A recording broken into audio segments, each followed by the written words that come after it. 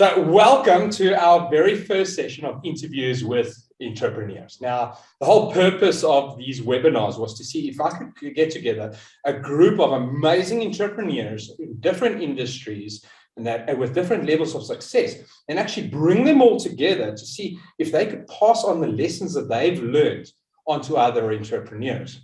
And most importantly, inspire other entrepreneurs, because let's face it, we always think that we're all alone, right, Simonne? I mean, we always think that we're alone in these things. So Absolutely. Let's actually kick this off. I've got a few questions for you, Simonne, and I've got a lot of questions for you. I hope you're ready. So let's talk. So guys, let's welcome Simonne Solarsh. She is the founder and CEO of IntrinsiCurly Me. Now, Simonne, let's talk about your business. What is it you actually do? Just as an introduction to everyone, what is IntrinsiCurly Me? So, IntrinsiCurly Me is a range of luxury curly hair products, shampoos, conditioners, styling products, etc., to enhance people's natural curls, waves, and coils. I can see that. Beautiful. There you go. How long have you been doing IntrinsiCurly Me? How long have you been running it? Since the day I was born. I've been preparing. You've been preparing. Yeah, so we've been active for about 3.5 years. 3.5 years now. Okay, fantastic. Yeah. Now, let's take a step back. Prior to IntrinsiCurly Me, where did you come from? What did you do? And what made you actually start IntrinsiCurly Me?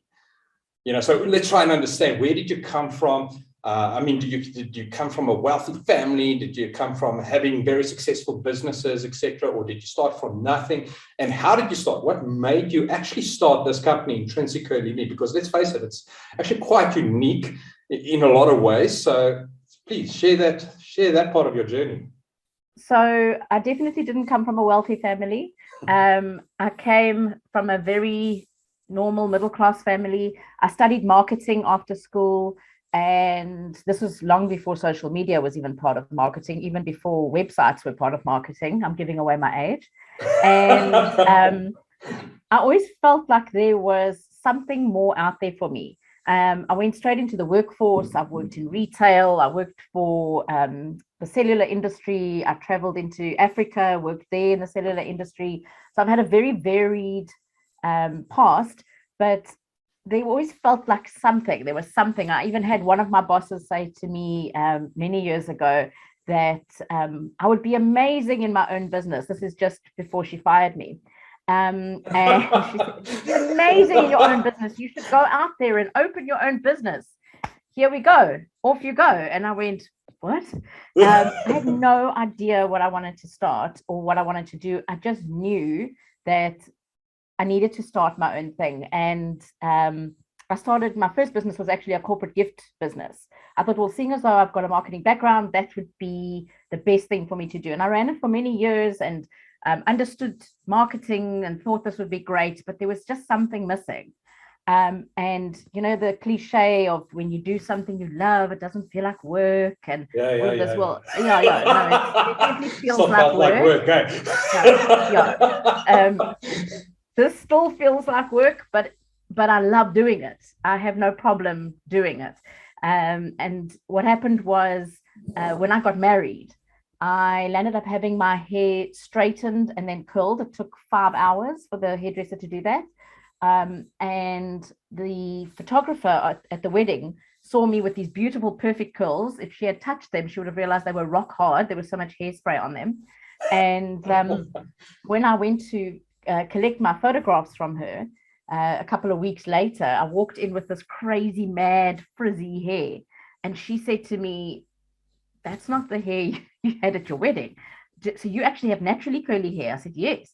She said to me, so you've obviously been to the salon in New York that specializes in curls.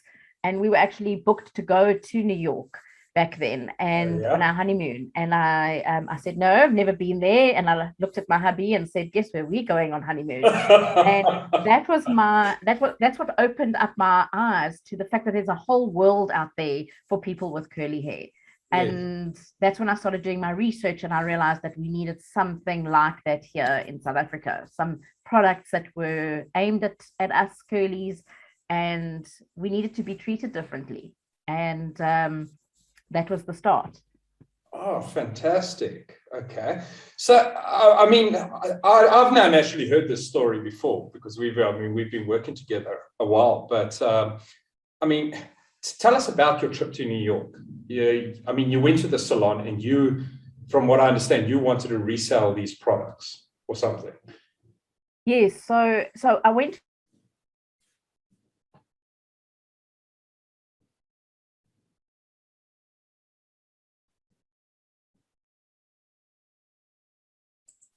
and I walked out of the salon with curly hair.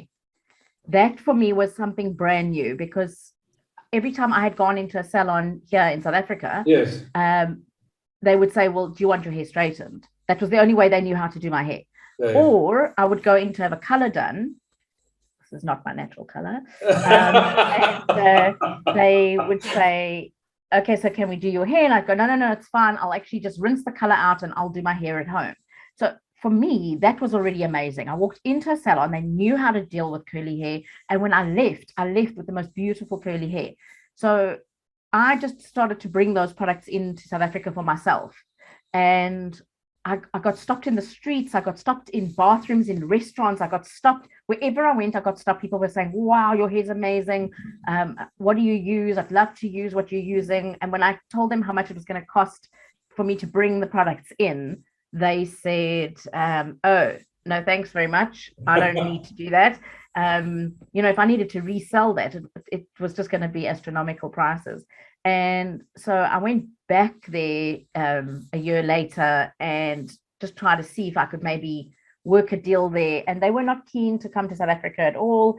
And that was where I said, why am I wasting my time trying to bring a brand and where we're going to end up paying these premium prices, and most of it is going to go to taxes and import duties and all of that. I wanted rather for that value to be in the product itself. And I came home and went on my hunt for finding my own factory, and that was it. That was the start. And the rest is history. As they say. Yeah. So I mean, Stacey's asking if your products can give her curls because she absolutely loves your hair.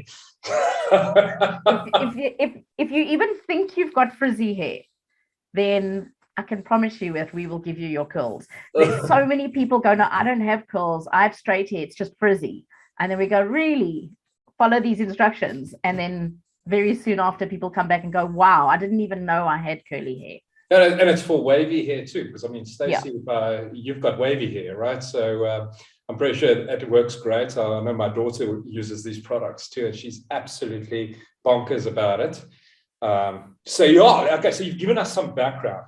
Now, when you got started, how much did this actually cost you to get started? How did you start? I mean, did you start and say, okay, well, I've got like, 10K lying around or whatever, or 20K, 100K lying around, and let me start off? Or how did you actually start out? Because I think a lot of people kind of assume that, that you're starting big, for a brand like yours, which is, let's face it, right now you're just under, you're almost at the 7-figure a month mark at the moment. So it's a big freaking business. And it's only 3.5 years old. So how did you start off? Did you start off big or did you start off small? How did you tell us about that? So I'm glad that you've asked me that question, because I think it's a misconception out there that, people say I'll only start my business when I've got all the money to start my business. That's like saying I'll only have children when I've got enough money. I mean, you'll never have enough money for children. So it's that's the truth. I don't have children. I don't have children, smiling. But I have my business. Yeah. So I literally didn't have any money, and we were actually in a lot of financial trouble when I started IntrinsiCurly Me. These trips that I did to America were actually trips that we had won being in a multi-level marketing company in the travel industry. So we didn't pay for the trips. So I literally had nothing and owed so many people money. And what I did was, I needed 120 Rand for my very first sample. And that was how I started. And I placed the order. I didn't need to pay for my order up front. The company that I found, and this is why it took me so long to find them, the company I found said to me that I would only need to pay when I collected the order. So it took 18 months for me to get my formulations right. I was very fussy. And when I placed my very first order... Let's just pause on that one quick. Sorry, and I need to interrupt there. How did you go about creating these formulations? I mean, did you take other products and like see how you could change that, or how do you actually go about that? I know one of the questions is how do you knowing how to put these products together, what ingredients go in them, etc. So I did a lot of research on this. So the method that I was following was called the Curly Girl method. It's still called the Curly Girl method. Yeah. And that was the method that I was following. And that's these products that I was using from the US were also formulated along those principles. And what happened was I didn't have money to go somewhere and say, here's products, please try and copy them or that sort of thing, because I mean, that takes a lot of research, and you need your own cosmetic chemist to probably pull apart a formula and be able to work out what's in there. And I didn't have that kind of money. And I also didn't want to land up with a lawsuit against me either. I didn't have that kind of money to defend myself if I did that. But what I did do was go, okay, hold on a second. These principles that are in the Curly Girl method, this is working for me. I want something similar for South Africa that, you know, follows those principles. So no sulfates, no silicones, no parabens, those are the sort of things. And I wanted a co-wash, which is a conditioning wash that was creamy, and I wanted it to be luxurious. Those are the kinds of things I said to my formulator at the time. And I said to them, please don't put in sulfates, don't put in silicones. I did some research on other ingredients and said, these are the kinds of ingredients that can be in the products. Okay. And then they would give me samples, and every second batch of samples would contain all these ingredients I said I didn't want. And I'd feel this and go, this is not right, this doesn't feel right. I'd use it in my hair, and then I'd say to them, are you sure there's no silicones? Oh, no, we decided to put silicones in because what you're asking for is impossible. And then I'd say, no. Here we go, take it back, let's start again. And they must have fired me about 5 times. They said to me, this cannot be done. We refuse to carry on. And I'd go, no problem. And then the next morning I'd phone and say, hi, are you feeling a bit better? Right, anyway, we're moving. And so it can be done. Yeah, it can be done. Listen, there were so many brands in America that were coming up with products following these principles, all totally different, but following these principles. So why couldn't it be done here? And I unfired myself, and we carried on. And eventually I had my first product, which is now known as the Peppermint Co-Wash, the Mint to Be Peppermint Co-Wash. And then it was the conditioner, and we started again with me saying, no, please take the silicones out again. And eventually we got to the products that we wanted. So it was with my guidelines, but I have no chemistry background, or I mean, I couldn't formulate. None of this was done in my kitchen. This was all done in a factory, in a lab, with proper principles being adhered to, etc. Yeah. Okay, so I mean, let's talk about. So now you got your product. How did you get your first clients? I mean, we're going back to kind of like the budget of starting out kind of thing. Yes. I mean, did you go and buy? Because I mean, you're talking about factory, you're talking about labs and all of these things, which I mean, immediately when people look at that, they're saying, well, that's tens of thousands of dollars that are being spent in there. Was that actually the case, or how did you go about it, and how did you get that first client, those first clients to actually try it out? So I used a contract manufacturer, and what they normally do is they will assist you with your formulations, and you've got to obviously make sure to sign documentation to make sure that these formulations belong to you. However, because I was just starting out and didn't have the money to pay outright for the formulations, I never got to see the actual formulation. They give you what they call the inky list, which is the list of ingredients. Yes. But you don't know what the percentage is of everything. So as time went on, I eventually paid for those formulations from making profits.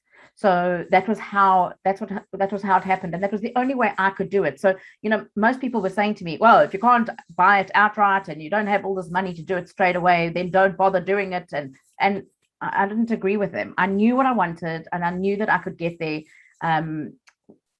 I had that 120 Rand for the first sample, and I just didn't pay my clothing accounts. When I went to fetch my first lot of stock, which was only 30 bottles of the peppermint co-wash, I didn't pay my clothing accounts. I didn't pay, there were a few things. They've been paid since, but in case someone from there is watching this. And what happened was I used that money to buy, and the next time I bought 50 bottles, and then the next time, and that was how I did it. So you kind of like progressed, Totally, but yeah. And I found my customers by, I'd go for coffee with a friend who said, I hope you don't mind, I've got another friend who's joining me. And then in would walk this lady with beautiful curly hair. And I was like, hey, hello. And, so you were a real smurf. Yeah, I was. And I said, don't you want to test? And so a few of them started off as testers. And then eventually they became my customers. So most of them are actually still my customers today.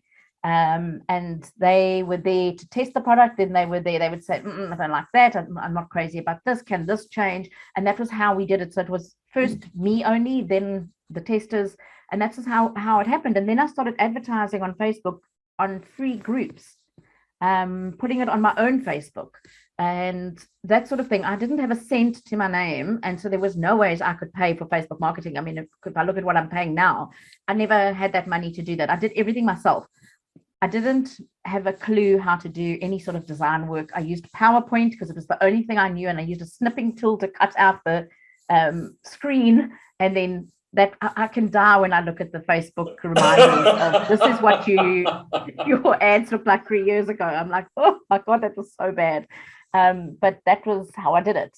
But I think there's an important lesson in that is so many entrepreneurs starting out that they want to try and compare with the big brands, right? Yes. So they're trying to create these graphics, these images, these websites, whether that's platform technologies, everything that competes with the big guys. And you don't understand that when you're starting out, you don't need to do it on that level. You are not a Nike or a Coca-Cola or whatever the case is.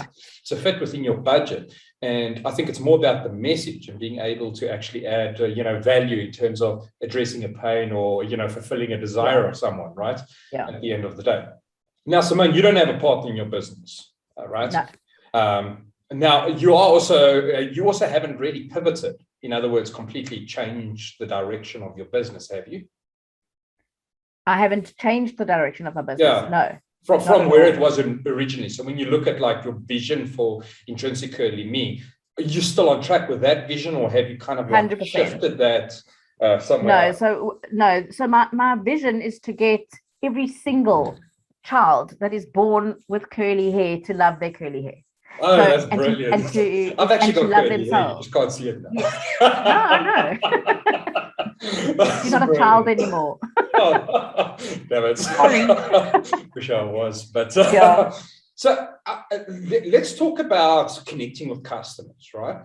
How do you connect with customers in a meaningful way in, let's call it the post-COVID era of where everything is online, right? I mean, there's no more real face-to-face kind of interaction, like you sitting with your friends having a coffee and pitching this out, or stuff like that. How do you actually connect with customers to get them to look at your product? Because let's face it, your product is kind of like something I got to try it to see if it's going to work, kind of thing. It's not like I'm buying a cell phone and I know the specs of it. And, hey, yeah, sure, it's either going to work or it's not. With yours, it's like kind of a balance. So I must say that nothing's changed for me, whether it's post-COVID or pre-COVID, or I went online straight away. So that was long before COVID hit. Yes. One thing I did do, though, I mean, in the beginning, when I say I went online, I created a Shopify store. Then I took my orders via WhatsApp, and then I inputted all the details. I'd say, what's your address? And type it in. We've all done that. After a while, I was like, what is the point of an online shop if I'm the one putting everybody's orders through? I was just an orders clerk. But something I did, though, was I helped each person at that stage, which was very easy. I had like 7 customers. But I literally listened to exactly what their issues were. I spoke to them about it. And then eventually I needed to make videos to explain what I mean when I say smooth the cuticle down and squish to condition, all of those sorts of things. I I was doing that. Each customer I was giving that personal service to. And what I've done now is I still handpick a couple of people that like sometimes somebody will send a message through and it pops up on my phone. And now I have a very competent person who is helping me answer these people. But I'll just handpick one here and there so that I can stay in touch with these people and chat to some clients. What we also have done is we've gone into salons. And we are now creating a footprint in salons because obviously we can't get everywhere and not everyone can actually learn these techniques via a video. Some of us are old school and you actually want to feel or see and touch. And so now we've trained hairdressers up and on the IntrinsiCurly Me methods and the way that we use our products. And they are now selling and using the products in their salons so that we're still having that personal touch that people can still go in somewhere and talk to someone physically.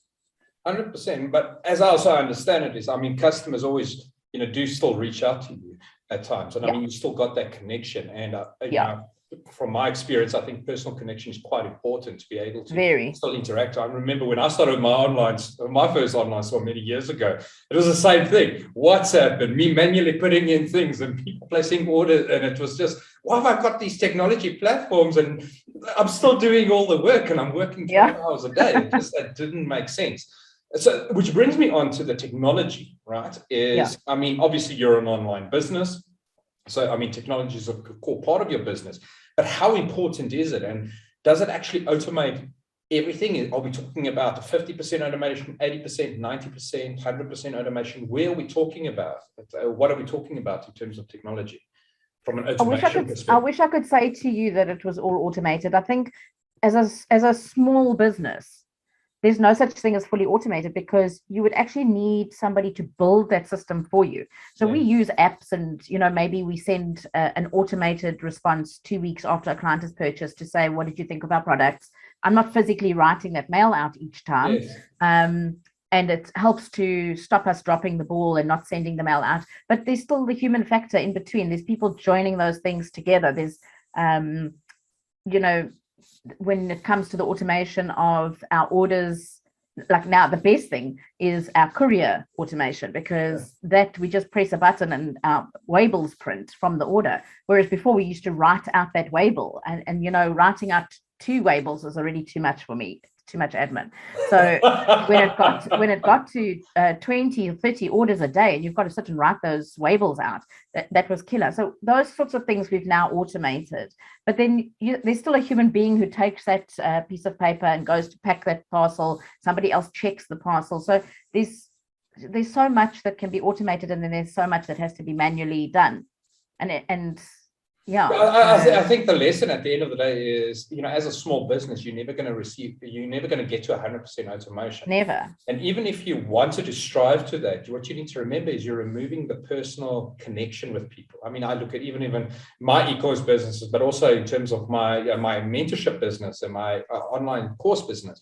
I mean, most people that even those that are online realize that I'm constantly connecting with them personally via my personal message, my personal WhatsApp, my personal email and stuff. Yeah. And I'm actually putting together those emails and messages and everything else. So that you don't want to lose that. And by striving for too much automation, what's going to happen is you're going to disconnect from the client, at the end of the day. And they're going to feel like, well, like you do when you buy Coca-Cola. You buy Coca-Cola because you like Coca-Cola, but not because you're loyal to the brand. If someone else came with the same flavor and stuff, you would probably go and buy it from them, right?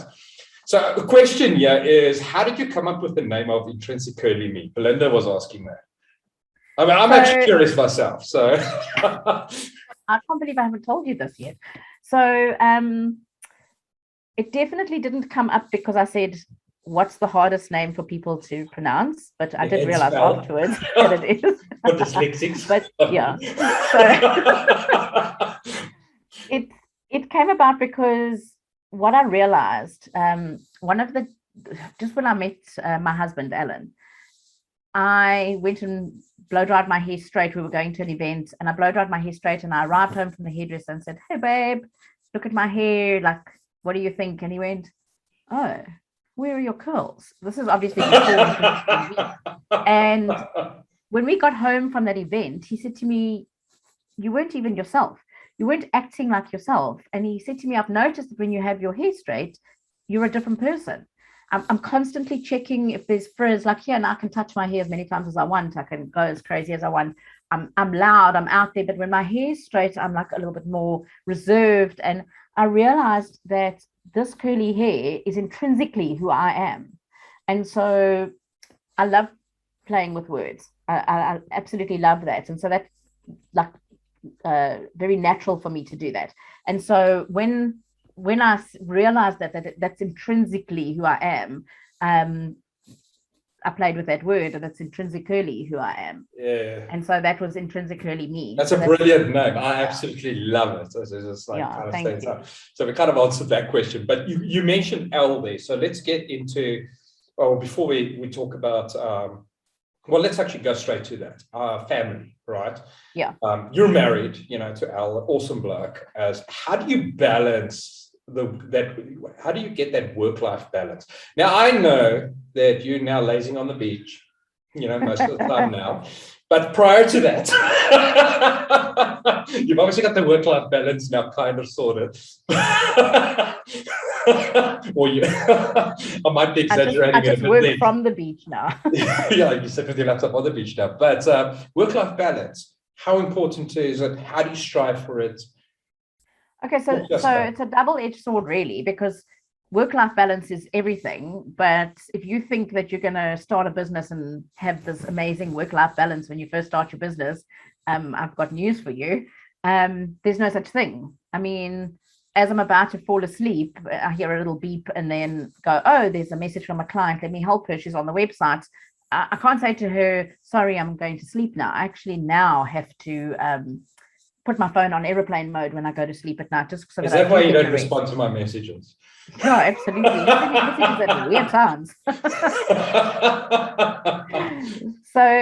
So Alan is also an entrepreneur, so he understands that. And at one stage we were both working 7 days a week, working evenings, that sort of thing. I'm now trying to be a lot stricter with that, because I find as you get older, the brain doesn't really like that anymore.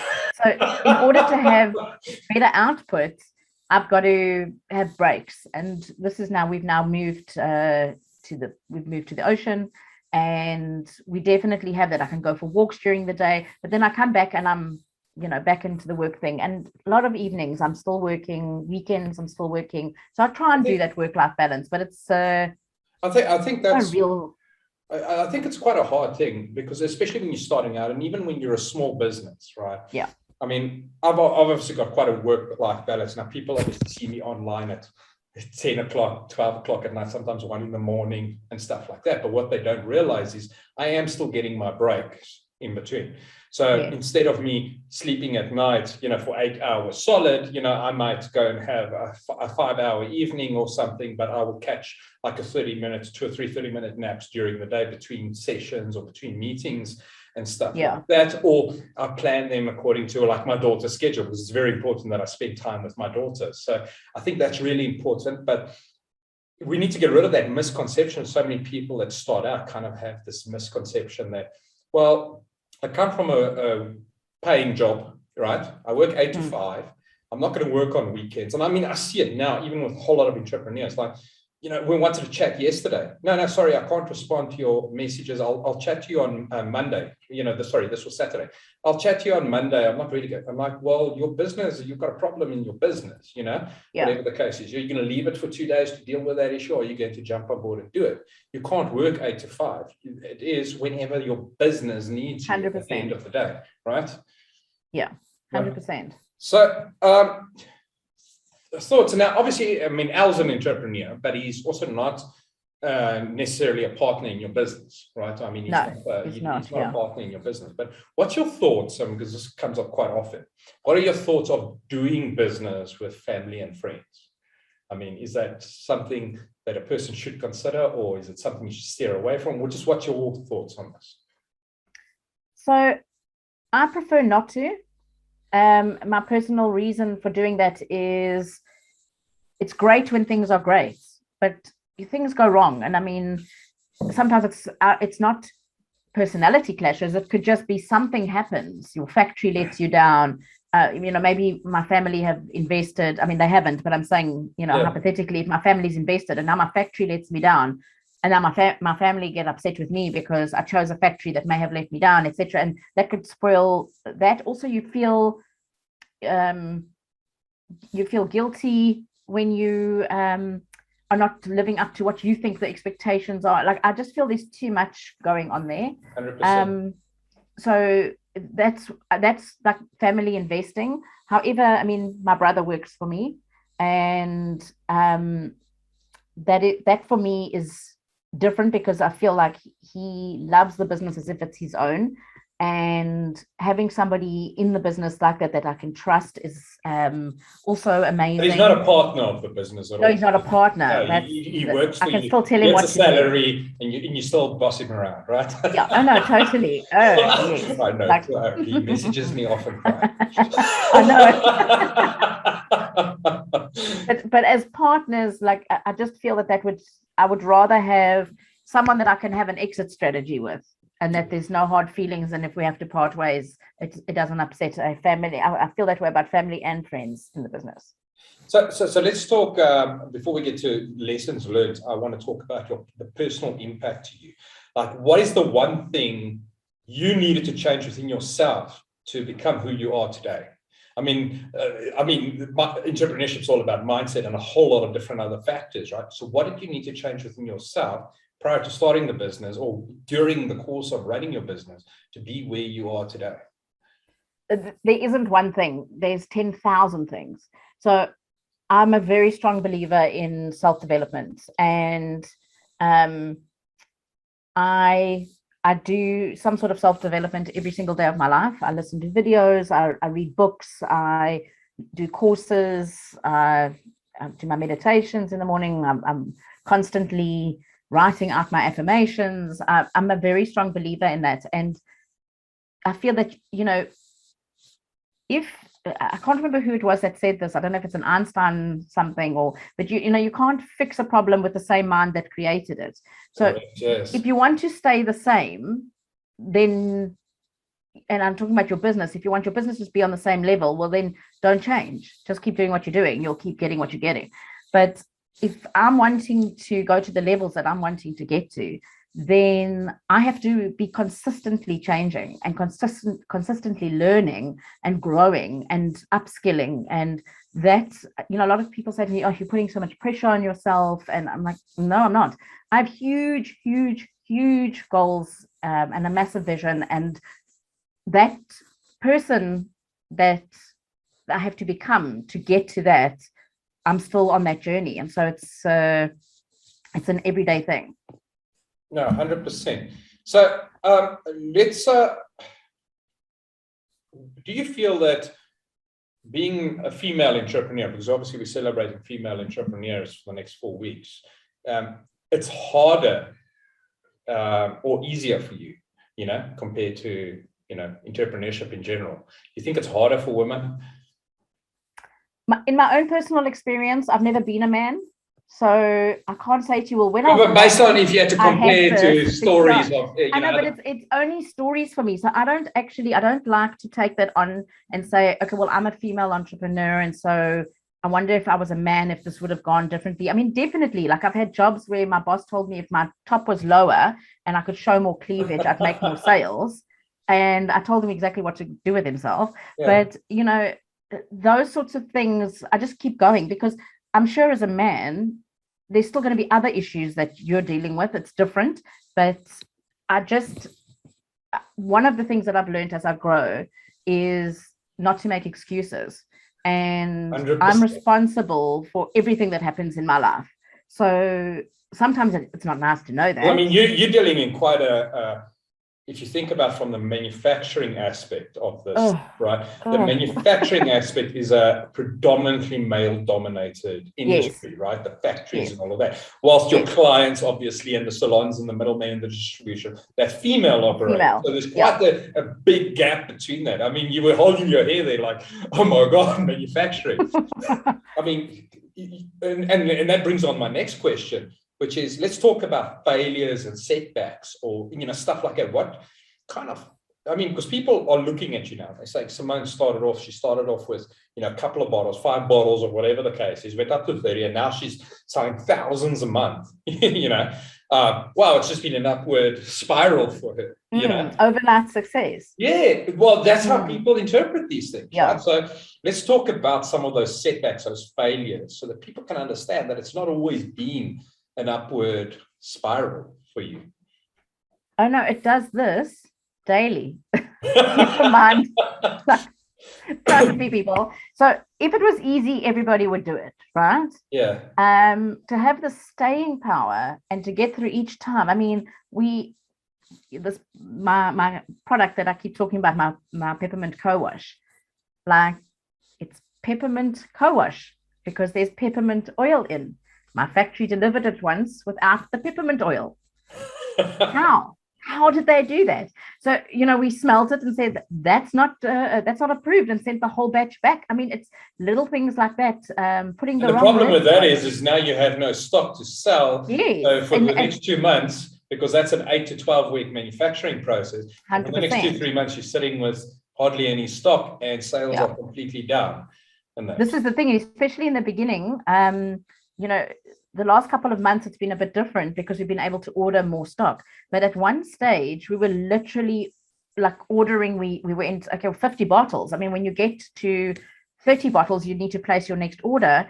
And if you place it one day late, that's already too late. And then suddenly a machine breaks down. And then we've been without stock so many times. And, the clients are not really interested in hearing your excuses as to why you're out of stock. Yeah. Now with COVID, ingredients that used to be delivered in 3 days are now being delivered in 3 months. And now suddenly we're placing our orders months in advance compared to a couple of weeks in advance. So everything's changed. And which brings on like the forecasting and the planning and stuff, right? Yeah. How important are numbers? And now I know, because I obviously work with you, so I know you. But how important are those statistics and stuff in terms of understanding what you need to order, how much you need to order, your profit margins, the basic numbers of your business? How important is that? There's a lot of entrepreneurs out there. They don't know their numbers. When I ask someone, guys, what's your net sales profit? What's your gross profit? What's your net profit? What are we looking at? Give me a percent. And they're like, I have no idea.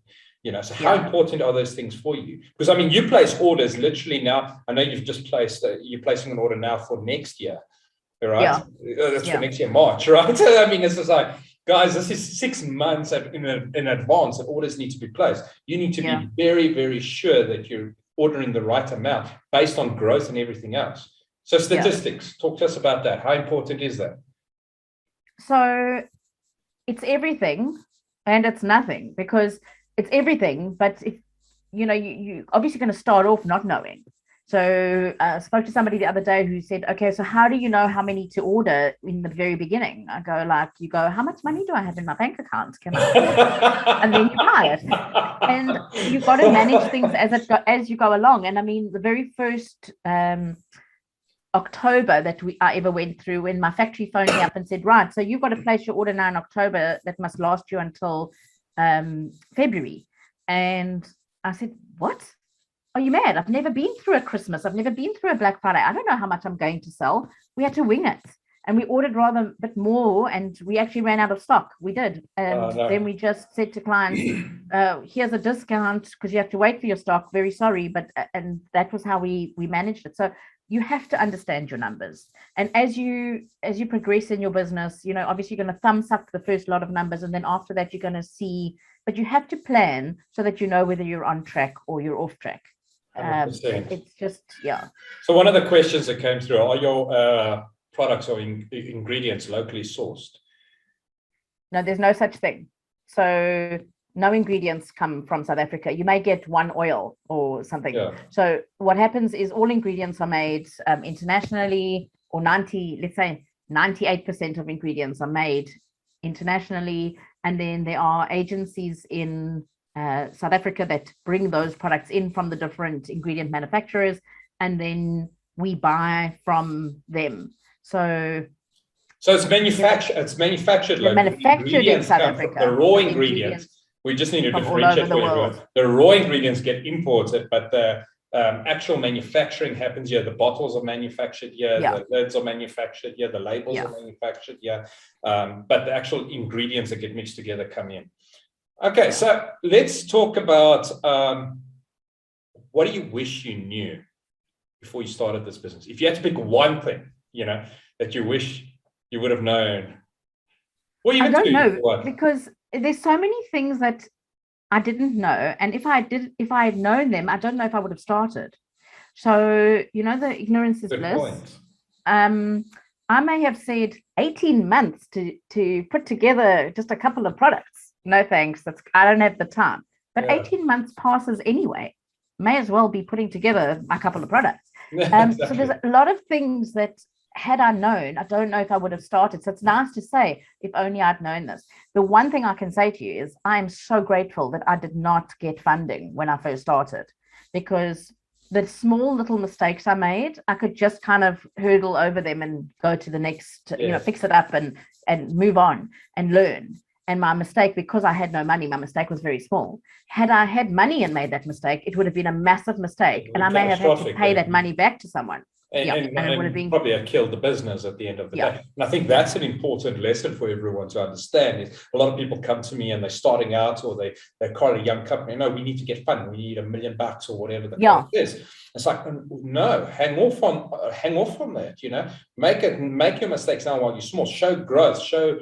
Once you can show the growth, you can show the traction, then yes, go get an investor. But until that stage, you do not want investment, because when you fail, you're going to fail big, and then it's going to fail all the way. Whereas small mistakes, you can kind of get up from at the end of the day. So now, one of my questions is, do you have a mentor or coach who's guiding you? Now, obviously you do. That's me. But I have to ask the question, because it is one of the questions is, do you feel that having a mentor and coach benefits you as an entrepreneur? 100%. Like, there's so many times that I have to phone you and say, like, this happened, or this client said this, what should I say? And then I argue with you. I know I do. Like, just in case you thought I didn't know, I know I argue with you. I sit and roll my eyes on this side.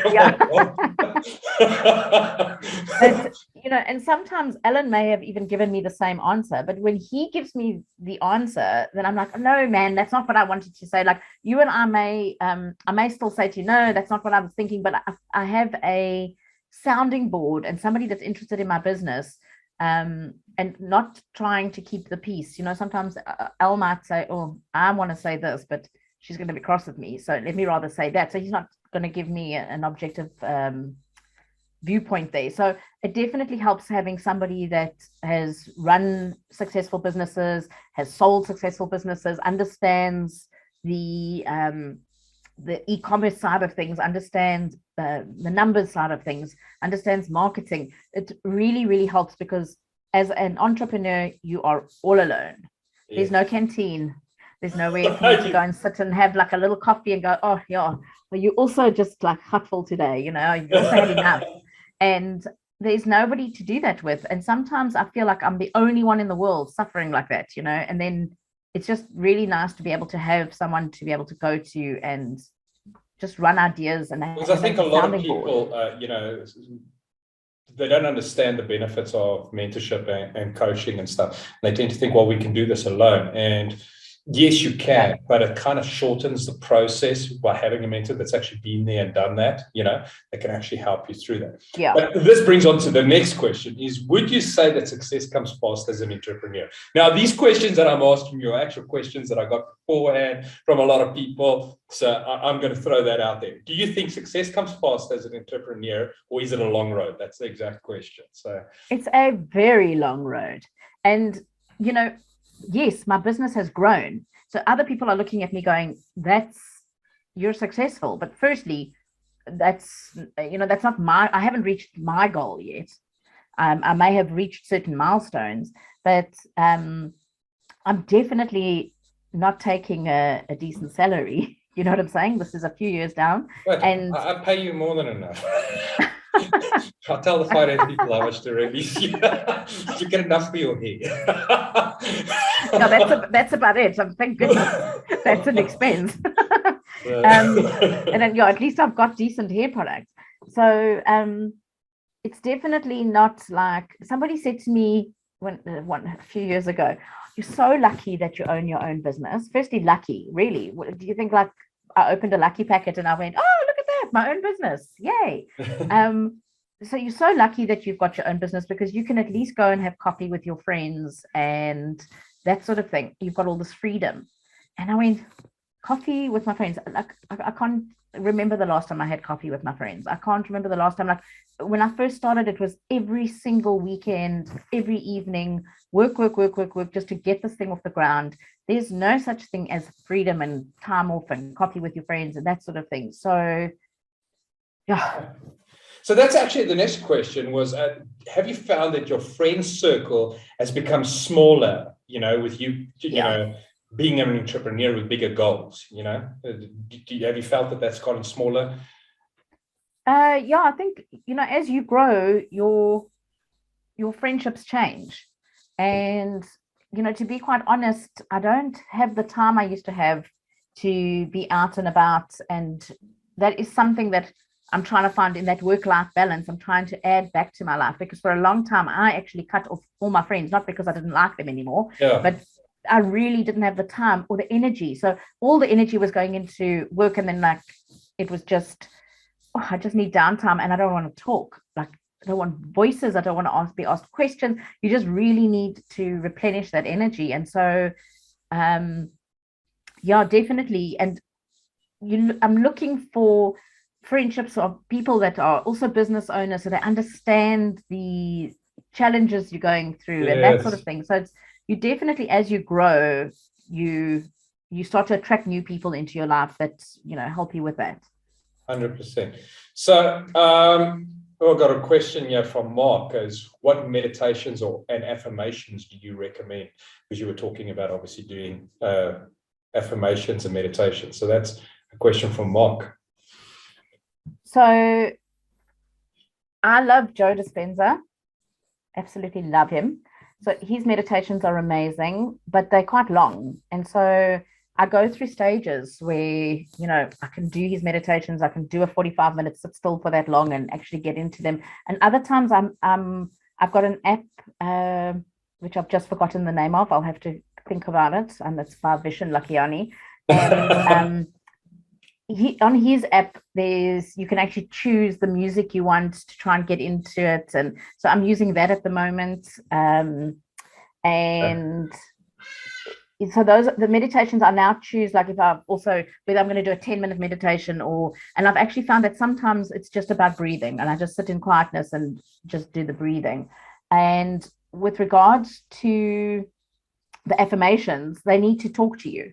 So I did a course a couple of years back, the Millionaire Mind Intensive, and I've been saying those affirmations now, I think it's already about 7 or 8 years. So I know them off by heart, say them in the shower. It's all wealth related. Yes. And then I have a whole lot that I've made up myself that I also say that are more related around fitness and mind clarity, and that I'm, always sticking to my plan and things like that. So I think it's finding those that, it depends. Like if I've got one maybe about being fit and healthy and somebody else is already fit and healthy, and that's like, oh, I don't need to say that, I need to say something else. So finding something that's adapting it for your own personal situation. So I mean, we've got a few more minutes left. So one of the questions, I've only got to like 3 or 4 more questions, is what does it take to become a successful entrepreneur? If you could pick those 1, 2, or 3 things in that, what do you think that is? So definitely knowing your why. And that's, people talk about this all the time, but being very connected and driven by your why is really, really important, because most days are not good days in that everything's going right. So when I get response from a client saying, thank you so much, you've changed my life, my daughter loves her hair, or I haven't been able to wear my hair in my 47 years of having curls, and finally I'm able to wear my hair curly, that reminds me why I do what I do. We have factory issues and bottles that come that we've been ordering the same bottles for 3 years, but all of a sudden they have a line through them, and then like we've got issues all the time, wrong deliveries, COVID issues, etc. When those things are happening, you need to be able to remember why you're doing it. So That's for awesome. me, that's a very, very strong one. And even just as to why are you doing this? If it's to make money, well, that's not going to work. So, I mean, that's kind of what I get. It's not just the making money anymore. It's about actually achieving something. In the beginning, you kind of start off because you've got this vision, but you kind of really focused on the financial aspect. Whereas now you tend to like, well, I've got this vision. I want to have IntrinsiCurly Me all over the world, right? Which brings on to the next question. So what is next for IntrinsiCurly Me and Simonne? Now, I obviously know, but I want you to share it with them. So I still have tons of products that I'm working on, because there's so many different aspects and different issues that people with the different types of curls have, and so I'm wanting people to be able to come to IntrinsiCurly Me and say, I don't ever have to read the ingredients list, because IntrinsiCurly Me products are all curly girl friendly, and so that gives me the peace of mind that they've put the best stuff in there, and that I don't have to worry about pulling out my magnifying glass and reading the small ingredients on there. And people can trust our range. And so I'm wanting it to cover everything that people may need in their journey. And you're also, you're also opening up a factory, right? And going international soon. Well, you do sell internationally now, but you're actually going to be marketing international and manufacturing. 100%. So I'm wanting to get to that point where everything is manufactured in-house. That will stop some of these little silly things that happen. And 6 months wait times on products. Yeah. And also the fact that last orders in October, and actually now it was last orders in August. Because of COVID, we had to place our very last orders for the year in August. So those sorts of things, if it's my own factory, I can dictate as to when last orders are and that sort of thing. And, we can run that better. We can, what happens now is that when we want to launch a new product, it's more than a year before we can launch that new product. That's after it's approved. Yes. That's what I'm trying to speed up. By having my own factory, I'll be able to launch products quicker. We'll be able to adapt faster and 100%. and go internationally. And obviously margins will be significantly better, in terms of that. So let's talk exit strategy. Do you have one? Has it crossed your mind in terms of having an exit strategy? Whether it's a year, 2 years, 5 years, 10 years down the line. Do you have one to say that, okay, when I've achieved this, enough's enough? Or not? Or is this like you're going to keep this going? You're building a legacy here, because this is all about building a legacy. Yeah, exactly. You built something that's become such a. This is a professional salon range, brand. The people know. They know this is extreme high quality. What legacy are you leaving behind? Are you planning on exiting, or are you going to continue that legacy? So. What happens once a company is sold is that then formulas change because people are only profit driven and that sort of thing. So this is my baby. Maybe one day when we get to a certain level, maybe I'm not so hands-on. I'll always still chat to customers and do that sort of thing, because I think that's how you know where you're going wrong, or where you need to be changing direction and which way to be going. But I may take a step back and maybe go on longer holidays one day if we're ever allowed to travel again. But you're not allowed. I haven't approved that. But definitely not. I wouldn't be able to give up IntrinsiCurly Me. There's too much going on. Emotional investment in it. I'm not doing it, for the money. Obviously, we need money to survive, and that sort of thing. So it's not. I'm not living in a mud hut somewhere, saying I don't need money, but I'm not in it for the money. I'm in it for the lives that I'm changing, and I think that's the why I'm here. differentiator at the end of the day. Yeah. Like, even in my businesses, when I changed from the money focus to actually delivering something that people find value in, I had a higher purpose than the money. That's when things started really going my way. Yeah. Now, I mean, okay, so I've got one more thing I'm going to ask you. What can you leave with? When we leave now, what can you leave with the people watching and listening? But before we get to that, I actually got a question that's popped up. Yeah, okay. Is would you say it's best to focus on one business and not maybe two? Well, if you're starting out, I don't know if you're talking about starting two businesses. You definitely can't start two businesses. I don't even have the time to run this business. Like, I need 48 hours a day, and I don't even know if that's enough. But I think people tend to do it because they try and spread risk. Here's a good idea. See which one's going to work. Yeah. It's like running ads, right? Oh, well, if I run 5 different ads, let me see which one's going to work, and then I'll focus a bit. I'll put a bit more budget to that one. Yeah. It's just, you can't, Like, if you imagine a marriage, if you had to marry 2 people and then say, I just want to check which one of you works out. I mean, neither will. I love that analogy. Yeah. I love that analogy. So, I mean, I was still running my old business while doing this. So that was different. My business was already 8 years old, and this was my passion. And I had an assistant who could help me run that business. But you can't start 2 businesses. Yeah. I mean, we even struggled with, we've got the online and then went on with salons. And I mean, that was just like a different avenue within the even business. That was so difficult. It's it really is. So no, you can't start 2 businesses at the same time. So what would you leave with people, when we close off now? What's that thing that you would leave with everyone to say, lesson learned, or one thing that they should focus on? So definitely finding what you are passionate about.